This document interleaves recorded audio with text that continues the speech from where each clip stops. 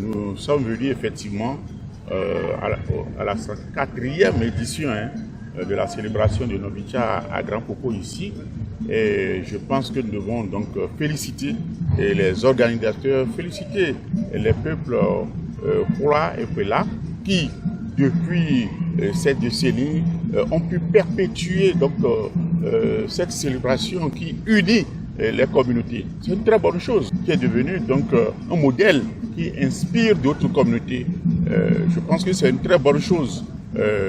La célébration des fêtes identitaires qui unissent les communautés montre que ces communautés savent bien que même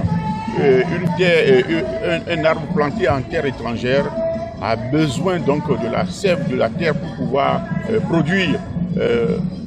Venir enfoncer toujours ses racines dans les terres ancestrales, c'est une bonne chose. Je les félicite par rapport au message de l'évêque qui parle de la perpétuation de la culture de l'amour. L'amour est le ciment des communautés. Et moi, j'ai fort apprécié le message.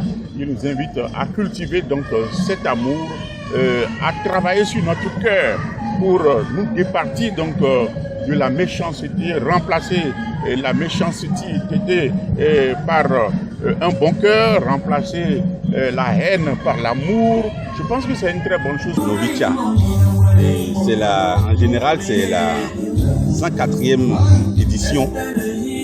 Donc nos grands-parents, nos papas ont célébré. Et disons que c'est une nouvelle édition, la première édition depuis la génération de nos papas.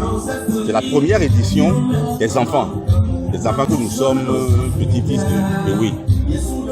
Donc on a essayé de mettre les petits plats dans les grands plats pour honorer à cette célébration que nos parents faisaient.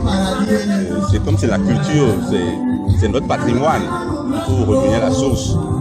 Donc on a essayé de rassembler nos frères autour de nous pour célébrer Novicha. Donc c'était une occasion de convivialité, de retrouvailles, une bonne fête. Bon, la fête c'est le Saint-Esprit.